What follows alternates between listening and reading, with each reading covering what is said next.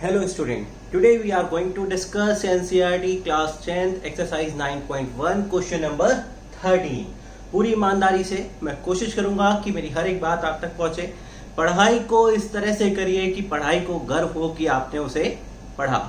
Okay, तो आइए आप और हम मिलकर पढ़ाई करते हैं बहुत ईमानदारी से। तो देखिए बच्चों, क्वेश्चन नंबर 13 है and observe from the top of a 75 meter high lighthouse, okay, from the sea level। समुद्री तल से 75 मीटर की ऊंचाई पर एक लाइट हाउस है। ओके, जैसे मान लीजिए ये आपका समुद्री तल है, इस समुद्री तल से 75 मीटर हाइट पे, ओके, ये 75 मीटर हाइट है। मान लीजिए यहाँ पे आपको दिखाता हूं, दिस इज 75 मीटर हाइट, और यहां पे कहीं पे कोई लाइट हाउस है। लाइट हाउस है, आपने देखा होगा फोकस किया जाता है रोशनी देने के लिए लाइट हाउस से, ठीक है। द एंगल्स ऑफ डिप्रेशन, यहां पे पढ़िएगा इस बात को, the angles of depression of two ships are 30 degree and 45 degree. बच्चों यहां पे एंगल ऑफ डिप्रेशन की बात की गई है।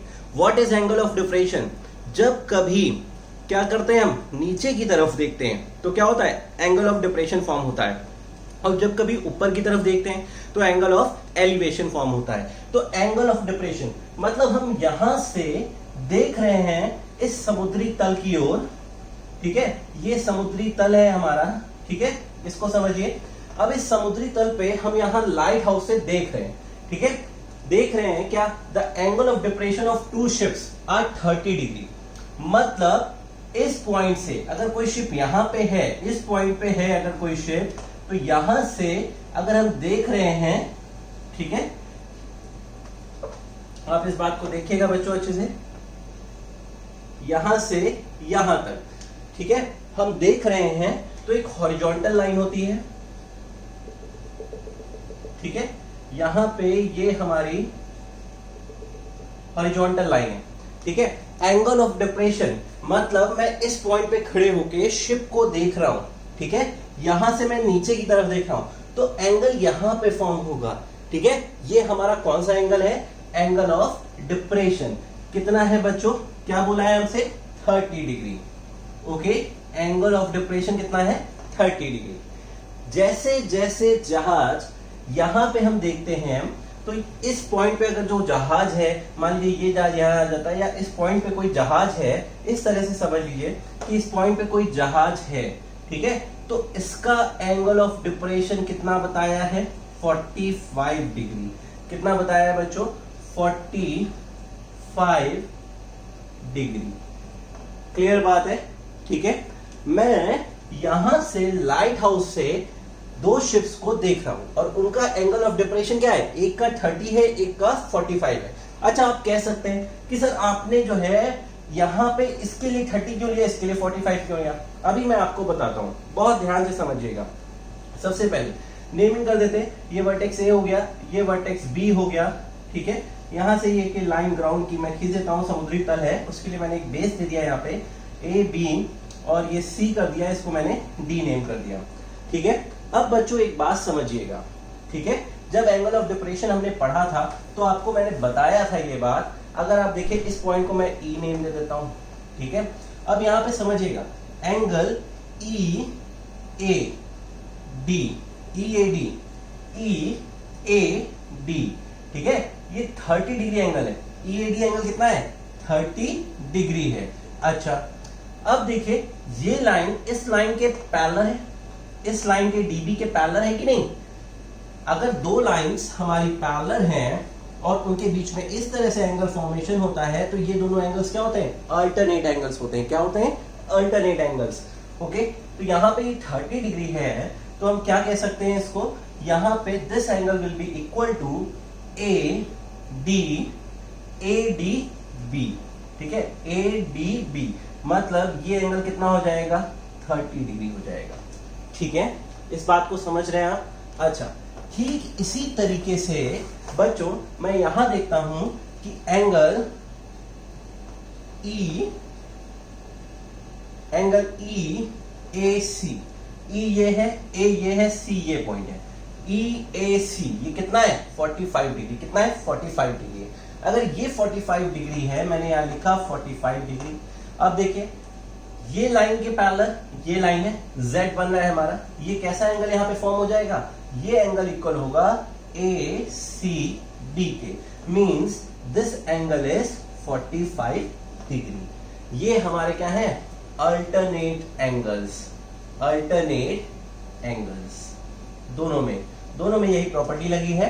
तो ये हमारे 30 डिग्री हो गया, ये 45 डिग्री हो गया। बच्चों इतना आपको क्लियर है? बहुत अच्छे से समझिए एक एक चीज को, एक एक बात को समझिए, किस तरीके से इसको 30 किया है, किस तरीके से इसको 45 किया है। बच्चों यहाँ पे और भी चीजें समझने के लिए हैं आपके पास, बहुत ध्यान से समझिएगा। आप ये भी कह सकते हैं सर इसको 30 क्यों लिया, इसको 45 कर सकते थे हम, इसको मैं 30 कर सकता था, सर आपने ऐसा क्यों किया? तो देखिए बच्चों एक चीज बताइए, जब आप एंगल फॉर्मेशन करते हैं, ये है जैसे, ठीक है, जितना इसके पास जाएंगे उतना ही एंगल क्या होता है बढ़ता जाता है ना, एंगल क्या होता है बढ़ता जाता है। यहां से बनाएंगे ये 30 हो गया, ये 60 हो गया, इस तरीके से समझिए, ठीक है। जैसे जैसे ये क्लोज जाएगा तो यहां तक पहुंचते पहुंचते अगर ये पॉइंट इसके, ये जो पॉइंट है ये पॉइंट यहां से उठ के यहां पे आ जाएगा तो क्या बनेगा 90 हो जाएगा। बात समझ में आ रही है कि नहीं आ रही आपको? तो ठीक इसी तरह से जैसे जैसे हम इसके पास जाते जाएंगे तो एंगल्स बढ़ते जाते हैं, ठीक है। ये बात क्लियर है आपको? ठीक है बच्चों, अब समझिए मुझे क्या फाइंड आउट करना है। क्या देखिए, if one ship is exactly behind the other on the same side of the light house, मतलब ये चीज हमने बना दी है पहले ही। लाइट हाउस के सेम साइड पे दो शिप्स हैं, एक शिप यहाँ है, एक शिप यहाँ है, एक शिप यहाँ पे है। Find the distance between the two ships. हमें क्या फाइंड आउट करना है? Distance between the to ship. एक शिप ये है, एक शिप ये है, और इन दोनों के बीच का डिस्टेंस हमें फाइंड आउट करना है, जो कि क्या है BC है। As per my figure find the distance between the two ships. Is that clear? बहुत अच्छे से समझ रहे हैं इसको? देखिए बच्चों इस क्वेश्चन को हम कैसे करेंगे, इस लाइन को भी समझिए। If one ship is exactly behind the other on the same side of the light house, light house ये है, इसके सेम साइड पे अगर आप फिगर इधर बनाते हैं तो इधर साइड पे दोनों शिप्स होती हैं, ठीक है। सेम साइड मतलब लाइट हाउस के सेम साइड पे हैं दोनों शिप्स, ठीक है। ये बात क्लियर है आपको? अब देखिए, नाउ इन ट्राइंगल ABC लिया हमने 10-45, रेशियो हमने 10-45 क्यों लिया है? बिकॉज ये देखिए रेफरेंस एंगल है तो ये बेस हो जाएगा, ये हिस्सा हमारा क्या हो जाएगा बेस हो जाएगा, और ये क्या हो जाएगा परपेंडिकुलर हो जाएगा। तो देखिए परपेंडिकुलर अपॉन बेस होता है, ये 1 हो गया। परपेंडिकुलर कितना है AB है और ये BC है। अब यहां से देखिए BC, ठीक है, ये 1 हो गया 10-45, ये 75 है। AB कितना है 75, BC को मैंने मल्टीप्लाई कर दिया, ये हो गया 75 मीटर। क्लियर बात है बच्चों? बहुत ध्यान से इसको समझिए, इसको नोट कर लीजिए, फिर मैं आगे की इसमें चीजें आपको बताता हूं। अब देखिए बच्चों BC की वैल्यू हमारे पास है। अब मैं क्या करता हूं, now we will take the triangle, now in triangle ADB लिया मैंने। यहां पे हमारे पास परपेंडिकुलर की वैल्यू दी है, बेस अननोन है, ठीक है। तो हम क्या लिखेंगे 10 लिखेंगे, रेशियो ट्रिग्नोमेट्रिक कौन सा लेंगे 10 लेंगे। यहां लिखा परपेंडिकुलर अपॉन बेस, 10-30 की वैल्यू 1/√3। परपेंडिकुलर कितना है AB, बेस कितना है बच्चों BD, बेस इज BD। अब यहां से एक बात समझिए, मैंने वैल्यू रखी 1/√3, AB की वैल्यू 75, BD मैंने लिखा, ठीक है। तो यहाँ पे BD क्रॉस मल्टीप्लाई करता हूँ, 75√3 कर दिया मैंने। उसके बाद देखिए BD को मैं क्या लिख सकता हूँ, BD is made of CD and BC। तो मैंने BD की जगह पे लिखा BD इज इक्वल टू 75√3 है। इन प्लेस ऑफ BD मैंने क्या लिख सकते हैं BC plus CD, BC plus CD is equal to 75√3। अब देखिए बच्चों BC की वैल्यू हमें पता है। Now I will put the value of BC here, 75, CD 75√3। CD से देखिए 75√3 minus 75. Now I will take common 75. This will give you √3 minus 1. अच्छा, ये हमारे पास CD की वैल्यू आ गई है, जो कि हमें चाहिए था distance between to ship. CD क्या है? Distance between to ship. आप इसको अगर √3 की वैल्यू क्वेश्चन में दी है, you can put the value of √3 75, √3 की वैल्यू होती है 1.73 माइनस 1, ओके 75 हो गया। This will give you what? देखिए 1.73 है बच्चों, 1.00 है तो 0.73 आएगा कि नहीं, माइनस किया हमने तो 0.73 आ गया। इसको मल्टीप्लाई कर लीजिए, आपका फाइनल आंसर आ जाएगा। तो देखिए 75 है, 0.73 है, 5 3 15, 5 7 35, 36, 3 7 3 21, 2 कैरी 7 7 49, 50, 51, 5 5 6 7 3 1 4 5। ठीक है, हमारे पास आ रहा है 54, हमारा फाइनल आंसर सीधी आ रहा है 54.75 मीटर। ठीक है, the distance between two ships is 54.75 metre. बच्चों बहुत मेहनत से, बहुत ईमानदारी से फिगर आउट करने के बाद रफ में प्रैक्टिस करिए, एक एक चीज आपको क्लियर होगी। ओके, नोट करिए।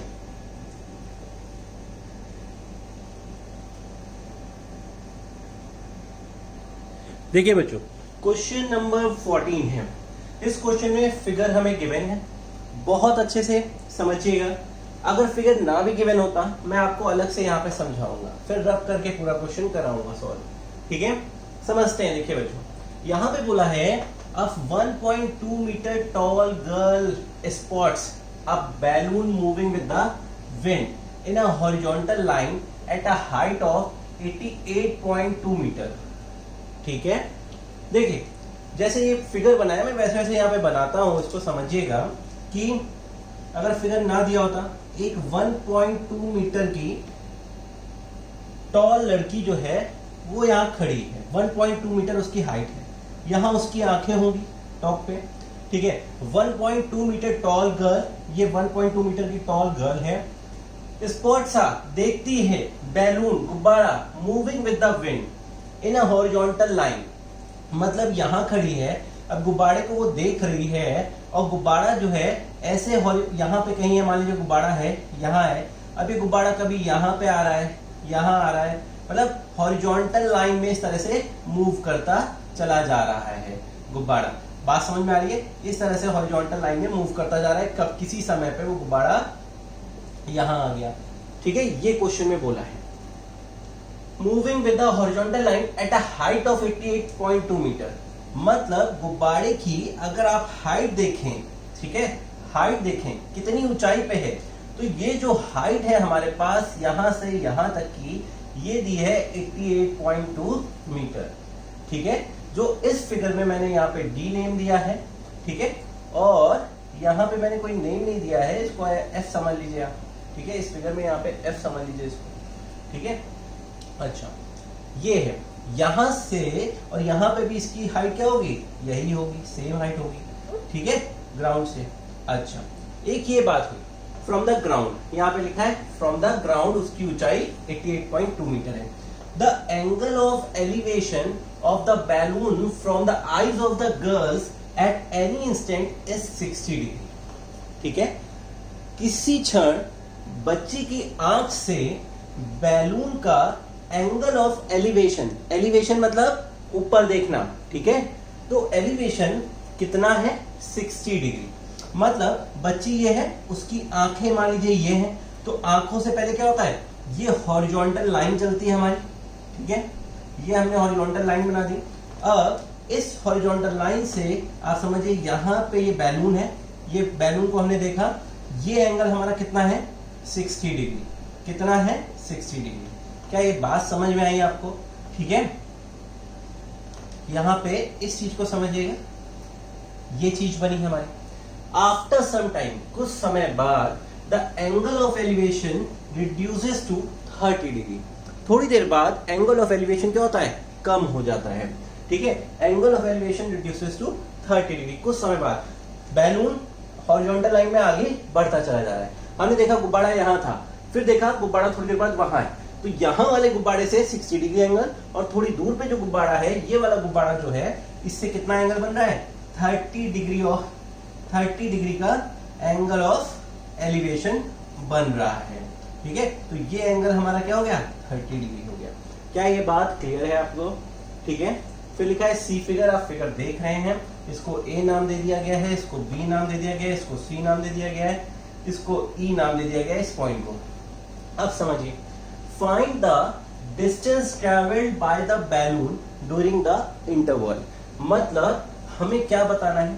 डिस्टेंस, गुब्बारा यहां था, एंगल ऑफ एलिवेशन 60 डिग्री था, जब गुब्बारा यहां पहुंच गया तो एंगल ऑफ एलिवेशन 30 डिग्री है। तो हमें यहां से यहां तक का जो डिस्टेंस ट्रेवल्ड हुआ है, ये हिस्सा, मतलब ये हिस्सा हमें निकालना है। इसका मतलब हमें क्या फाइंड आउट करना है? बीई फाइंड आउट करना है। क्या फाइंड आउट करना है? बीई फाइंड आउट करना है। Distance travelled by balloons in a horizontal line. बच्चों अब एक बात समझिए, सबसे पहले मुझे लगता है अब आप फिगर समझ चुके होंगे। ये 1.2 मीटर टॉल लड़की खड़ी है। अगर ये 1.2 मीटर टॉल लड़की खड़ी है तो ये भी क्या है? 1.2 मीटर होगा। ठीक है, अच्छा हमारे पास ट्राइंगल क्या है? हमारे पास देखिए ट्राइंगल क्या है? ट्राइंगल ये DCE, ये 90 डिग्री है। हमारे पास ये हाइट नहीं है, हम DE नहीं है हमारे पास, हम DE निकालते हैं। अच्छा बच्चों देखो DE कैसे निकालेंगे? DE कैसे निकालेंगे? DE इस तरह से निकालेंगे कि DF माइनस EF, DF कितना है? 88.2 और EF कितना है? 1.2 मीटर। ठीक है भाई, 1.2 मीटर होगा ना भाई। ये 1.2 मीटर किसकी हाइट है? लड़की की हाइट है। यहाँ पे भी लड़की की हाइट यही है। ठीक है, तो अब देखिए 88 में से आप 1.2 मीटर को घटाइए भाई, कितना आ जाएगा? 8 में से गया 87, ये हो गया आपका 87 मीटर। तो आप ये समझिए बच्चों, यहाँ पे DE जो आपके पास है ये हमारा है 87 मीटर। यहाँ क्लियर बात है, ये हमारा क्या है? DE है। अब चलिए क्वेश्चन की पूरी चीजों को समझने के बाद अब मैं इसको सॉल्यूशन पे आता हूं। ठीक है, इसको नोट कर लीजिए। देखिए बच्चों, हमने यहां से DE निकाला है। ठीक है, मैं कैसे इसको सॉल्व करूंगा, क्या क्या करूंगा, अब आपको इसको देखना है बहुत अच्छे से। ठीक है, देखिए सबसे पहले मैं क्या करता हूं, मैं ट्राइंगल लेता हूं। इन ट्राइंगल देखिए AC और B, ACB लिया मैंने। ठीक है, अगर ये C में 60 डिग्री एंगल है और ये फ्रेम ऑफ रेफरेंस है तो ये परपेंडिकुलर है और ये बेस है। तो हम देखिए लिखते हैं 10 60 डिग्री परपेंडिकुलर AB। ठीक है, अच्छा AB की वैल्यू अभी देखते हैं, और बेस कितना है? BC हमारे पास। 10 60 की वैल्यू √3। बच्चों यहां से समझिए DE, ये जो DE हमारा आया है, DE और AB क्या आपस में बराबर होंगे? देखिए भाई ये सेम हाइट है ना, लड़की की हाइट यहाँ पे भी 1.2 है। ठीक है, यहाँ पे भी 1.2 है, और ये यहाँ से इसकी ऊंचाई जो है, इसकी हाइट जो है वो क्या है? 88.2 थी, तो माइनस करोगे ये भी क्या है? 87 आएगा। ठीक है, ये भी हमारी हाइट 87 होगी। तो देखिए now we put the value of AB की वैल्यू हमने रखा 87। BC हमारे पास नहीं है, अननोन है, तो मैंने यहां से BC निकाला 87 बाय √3 मीटर। मैंने BC को लिख दिया। क्लियर है? अब देखिए नाउ इन ट्राइंगल DCE, ये D है, ये C है और ये E है। यहाँ पे भी हम 10 लगाते हैं, रेशियो 10 का ही लगेगा। परपेंडिकुलर अपॉन बेस, परपेंडिकुलर हमें पता है BE ये है, और बेस हमारे पास क्या हो गया है? CB प्लस BE, ये बेस है। तो हमारे पास पूरा बेस क्या हो गया? CE। मैंने CE लिखा। 1030 की वैल्यू 1/√3 होती है। DE की वैल्यू 87 दी है। CE देखो बच्चों, CE को मैं क्या लिख सकता हूँ? CE को लिख सकता हूँ BC प्लस BE। और हमें निकालना क्या है? हमें क्या निकालना है? Distance between to balloons, how much travelled, यहां से यहां तक ट्रेवल किया है, तो हमें BE तो चाहिए। ठीक है, BE हमें फाइंड आउट करना है। तो देखिए यहाँ पे क्या करते हैं, इसके बाद यहाँ पे मैंने 1/√3 लिखा, 87 लिखा। BC की वैल्यू कितनी है? यहाँ पे हमारे पास BC की वैल्यू है बच्चों। ठीक है, 87/√3 है। अच्छा तो देखिए इसको मैं यहाँ से पहले इसको फाइंड आउट कर लेता हूँ, पूरी तरीके से अलग कर लेता हूँ, क्रॉस मल्टीप्लाई कर लेता हूँ। मैं लिखता हूँ BC plus BE is equal to 87√3। मैंने क्रॉस मल्टीप्लाई कर दिया। ठीक है, अब देखिए BC की वैल्यू हमें पता है 87/√3 प्लस BE 87/√3। यहां से BE को मैं क्या लिख सकता हूं 87/√3 माइनस 87/√3। ठीक है, यहां मैं सॉल्व करता हूं इसको। देखिएगा BE इज इक्वल टू, यहां मैंने एलसीएम लिया √3, आफ्टर टेकिंग द एलसीएम √3, यहाँ पे 87 था, √3 मल्टीप्लाई हो जाएगा, 3 मिलेगा, यहाँ पे 87 हो गया।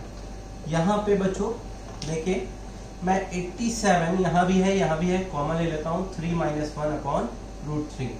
BE 87 × 2/√3 है।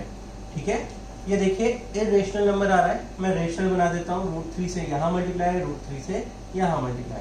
तो देखिए 87 × 2√3/3। ठीक है, अब देखिए 3 × 1 = 3, 3 × 2 = 6, 7 and 8 2, 3 × 9 = ठीक है, हमारे पास आ गया है यहाँ से 29 × 2√3, 2 × 9 = 18, 2 × 2 = 4, 1 5, 58√3 metre. This will be our final answer. बहुत ध्यान से, बहुत अच्छे से, बहुत मेहनत से पढ़िए, फेयर आउट करिए, रफ में प्रैक्टिस करिए। इस तरह से पढ़िए कि इस क्वेश्चन को गर्व हो आप पे कि आपने इसे पढ़ा है। ओके, नोट करिए बच्चों।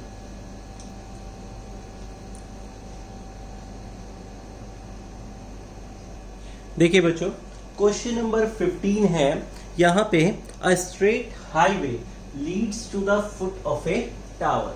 समझिएगा बच्चों बहुत ध्यान से, a straight highway leads to the foot of a tower, मतलब देखिएगा एक ये टावर है हमारे पास, ठीक है, और इस टावर पे यहाँ पे ये हाईवे है। ठीक है, ये एक हाईवे है हमारे पास, इस हाईवे पे गाड़ियां चलती हैं, ये समझिए। ठीक है, और ये टावर है, straight highway leads to the foot of a tower. ये टावर का क्या है, फुट है, ये फुट ऑफ टावर है। ठीक, a man standing at the top of the tower observes a car at an angle of depression of 30 degree। ठीक है, यहां पे खड़ा हुआ व्यक्ति, ठीक है, इसको थोड़ा सा मैं सीधा बना दूं भाई। ठीक है, यहां पे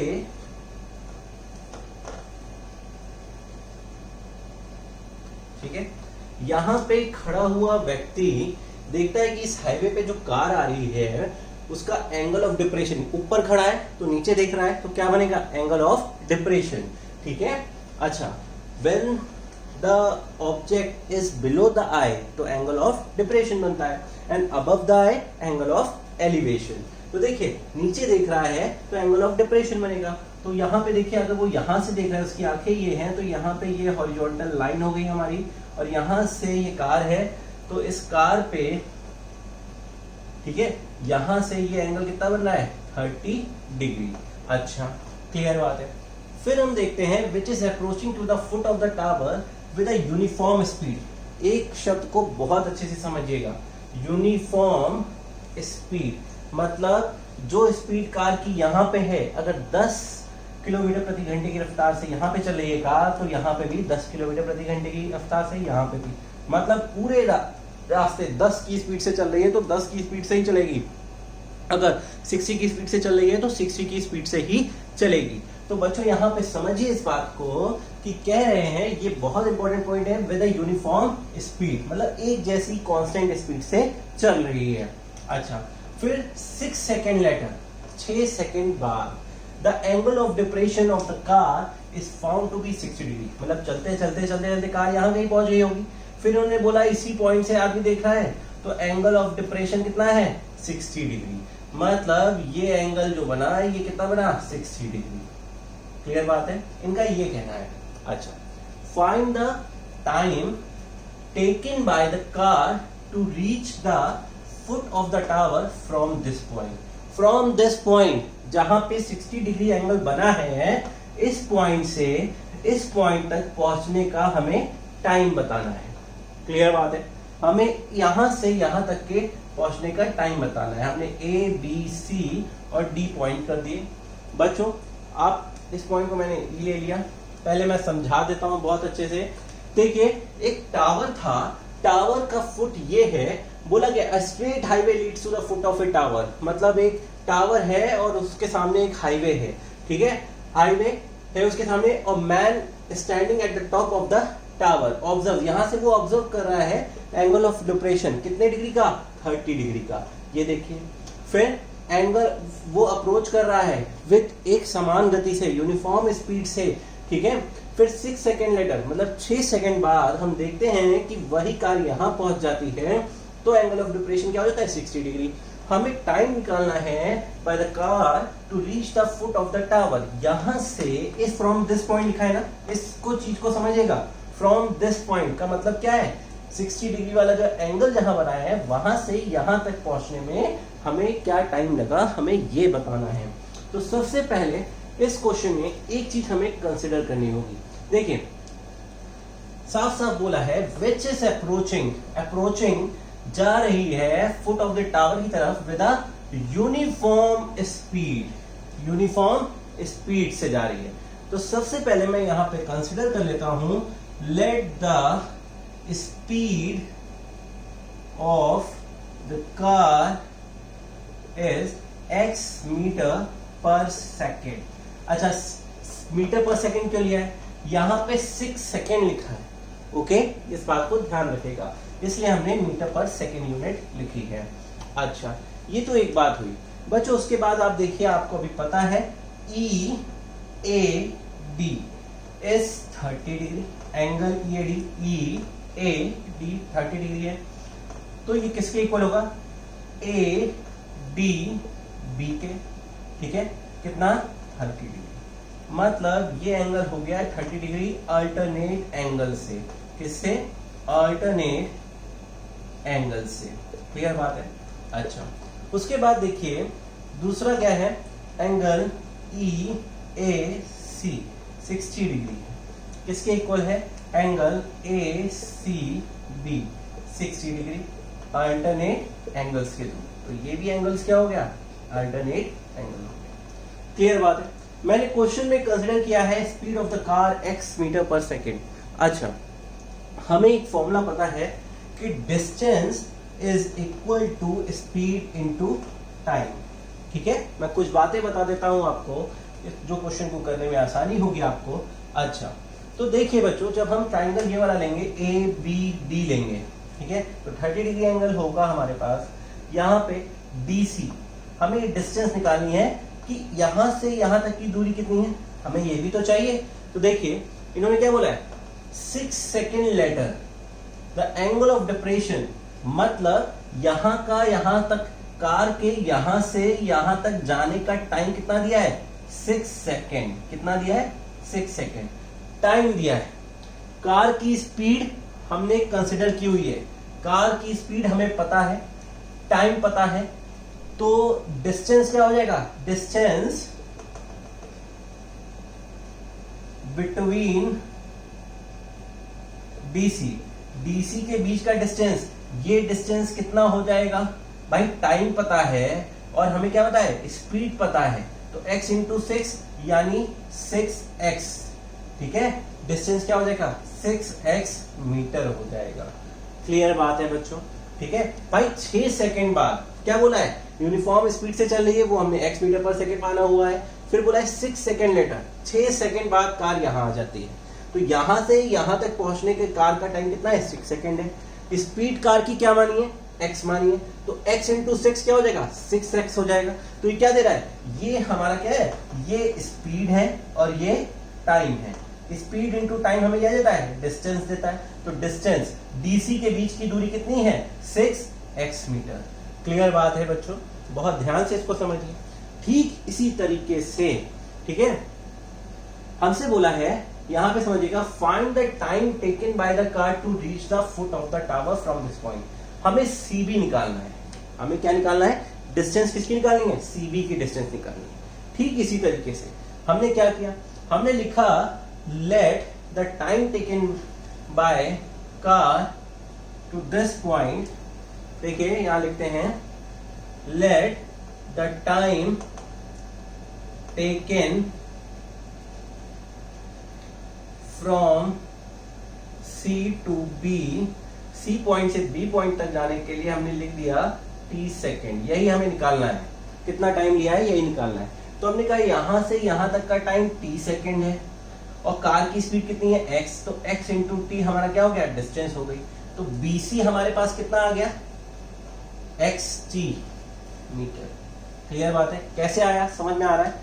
हमने यहां से यहां तक का, यहां से यहां तक के पॉइंट को हमने क्या कंसीडर किया, टाइम कितना कंसीडर किया कि यहां से कार को यहां तक पहुंचने में t सेकंड लगेगा और कार की स्पीड कितनी है भाई, क्या बोले उसने, which is approaching to the foot of the tower with a uniform speed. यहां से यहां तक वो यूनिफॉर्म स्पीड में चल रहा है, 10 की स्पीड में चल रहा है, 20 की स्पीड में, सिर्फ यूनिफॉर्म स्पीड होनी चाहिए। जो स्पीड यहां है वही स्पीड यहां है, वही स्पीड यहां है, वही स्पीड हर जगह है। तो x स्पीड हो गई, t सेकंड हमने लेट किया, तो ये डिस्टेंस कितना हो गया बच्चों, ये पूरा डिस्टेंस हमारा यहां से यहां तक xt हो जाएगा। क्लियर बात है, ये डिस्टेंस c से b तक xt हो जाएगा और हमें यही निकालना है।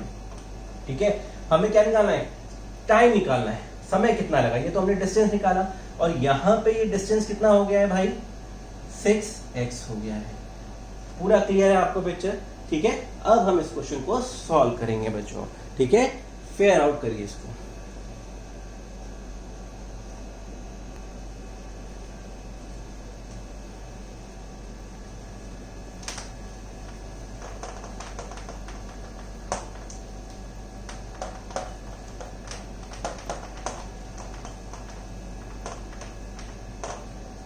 देखिए बच्चों, अब क्या करेंगे हम, सबसे पहले यहां पे दोनों ट्राइंगल्स लेंगे, उनको सॉल्व करने की कोशिश करेंगे। पहले यहां पे इसको पहले नोट कर लीजिए आप, ये x मीटर पर सेकेंड है, इसको भी मैं रब कर देता हूं। ठीक है, पूरा रब करके करता हूं, नोट कर लीजिए।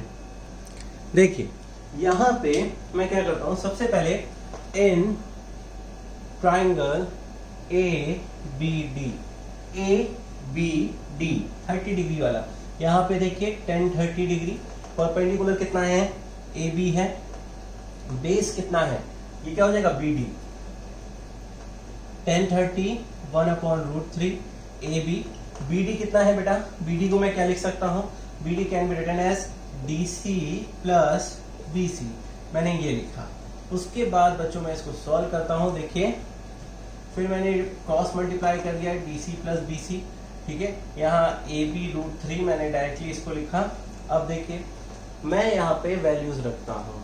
ठीक है, अच्छा इसमें AB की वैल्यू हमें दी थी क्या, टावर की height. Okay, what is the height of the tower, हमें वो दिया था क्वेश्चन में। देखिए देखिए इसमें टावर की हाइट भी हमें नहीं दी हुई थी, जो चीज नहीं दी है उसको लेट कर लीजिए।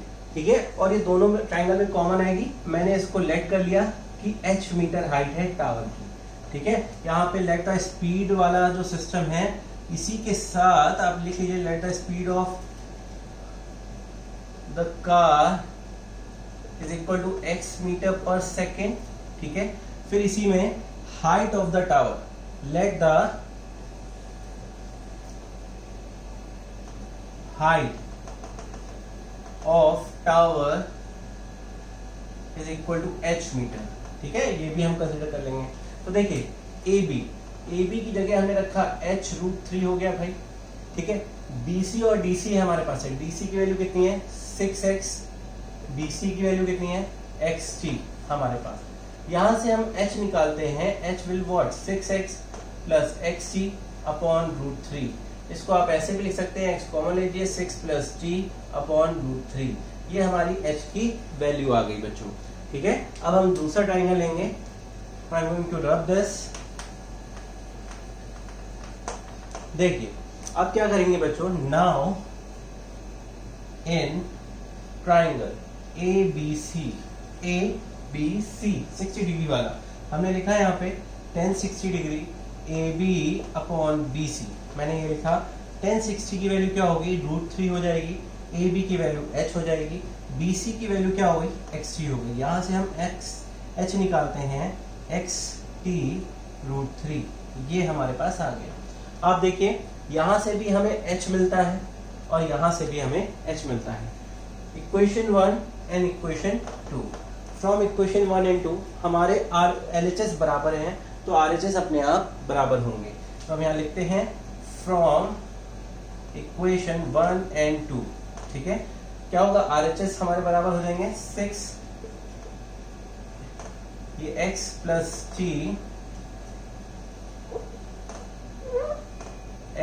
टी अपॉन √3, यहाँ पे x प्लस ये xt है √3। क्लियर बात है। मुझे इसी को सॉल्व करना है। देखिए यहाँ मल्टीप्लाई कर दें, क्रॉस मल्टीप्लाई कर दें अगर इसको, तो x ये 6x 6t, यहाँ पे इक्वल का साइन था, xt 3xt हो जाएगा ये, ठीक है, 3xt हो गया यहाँ पे। अब देखिए मैं यहाँ से मुझे t चाहिए, क्या चाहिए, t चाहिए बच्चों, किसी भी तरीके से मुझे t निकालना है, ठीक है, बिकॉज सेकंड मुझे बताना है। यहाँ पे h हमारा एलिमिनेट हो गया है। यहाँ से देखिए मैं t कैसे निकालता हूँ, क्या करता हूँ, सबसे पहले ये 6 प्लस t था, 6xt था हमारे पास, ठीक है, इसको समझिएगा 6x प्लस 6t, यहाँ पे क्या गड़बड़ हो रहा है भाई, ये 6x है, ठीक है, ओफो ये xt है, ठीक है, ये xt हो गया। अब बच्चों देखिए 6x 3xt माइनस xt किया, this will give you 2xt, यहाँ पे 6x हो गया, ये देखिए x से x कैंसिल आउट हो गया, ये हो गया 2 3 सा, t की वैल्यू आ गई 3 सेकेंड। ओके बच्चों, कहने का मतलब है कि कार C पॉइंट से B पॉइंट तक 3 सेकेंड में पहुंच जाएगी। ओके, यही हमें निकालना था। फ्रॉम इक्वेशन 1 and 2 हमने कंपेयर किया, LHS सेम थे तो RHS को हमने सेम रख दिया, इक्वल टू रखा और इसको सॉल्व किया, और देखिए पॉइंट C से पॉइंट B तक कार को पहुंचने में सिर्फ और सिर्फ 3 सेकेंड का टाइम लगेगा। पूरी ईमानदारी से इसको फेयर आउट करने के बाद रफ में प्रैक्टिस करिए बहुत अच्छे से। देखिए बच्चों, इस एक्सरसाइज का लास्ट क्वेश्चन, ठीक है, एप्लीकेशन ऑफ ट्रिग्नोमेट्री का क्लास 10 के लिए एनसीईआरटी एक्सरसाइज 9.1 का। बहुत मेहनत लगती है भाई वीडियो बनाने में, और आप बहुत मेहनत से पढ़िए, एक बार पढ़ेंगे हमेशा के लिए तैयार हो जाएगा, ठीक है। देखिए क्वेश्चन नंबर 16 है, the angles of elevation of the top of a tower from 2 points at a distance of 4 metre and 9 metre. ध्यान से, angle of elevation of the top of a tower, ठीक है, एंगल ऑफ एलिवेशन, ये top of the tower है, ये top है tower का, ये हमने टावर बनाया है, ठीक है, इसका टॉप पॉइंट ये कह रहे हैं point at a distance of 4 metre and 9 metre, मतलब इस टावर से 9 मीटर की दूरी, ये पूरी हमारी 9 मीटर है, ठीक है, 9 मीटर की दूरी और 4 मीटर की दूरी। ये हिस्सा हमने कह दिया, इतना हिस्सा जो है हमारा, ये हिस्सा यहां से यहां तक ये 4 मीटर है, ठीक है, और बाकी पूरा हिस्सा हमारा कितना है, यहां से यहां तक 9 मीटर है। क्लियर बात है। अच्छा, from the base of the tower, tower के बेस से in the same straight line, एक सीधी लाइन। देखिए हर चीज लिखी होती है, कैसे फिगर बनाना है, फिगर नहीं गिवन है तो भी आप बना सके, मैं इस तरह से आपको सिखा रहा हूँ, ठीक है। From the base of the tower, tower के बेस से, टावर का क्या है, बेस है भाई, ठीक है, बेस से 4 मीटर की दूरी पे और पूरे 9 मीटर की दूरी पे, ठीक है, विद इट आर कॉम्प्लीमेंट्री। अच्छा, कॉम्प्लीमेंट्री क्या होता है, जहां पे दो एंगल्स का सम क्या हो, 90 हो।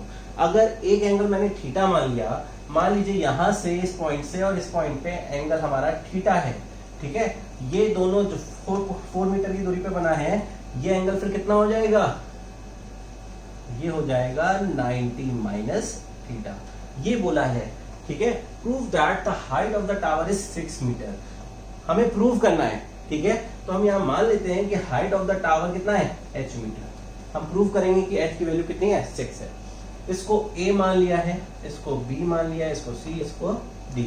एक बार फिर से पढ़ लीजिए, the angle of elevation of the top of a tower from 2 points at a distance of 4 metre and 9 metre, मतलब इस टॉप पॉइंट से एंगल ऑफ एलिवेशन बन रहा है, ठीक है, इन पॉइंट से इस टॉप पे एक एंगल ऑफ एलिवेशन बन रहा है।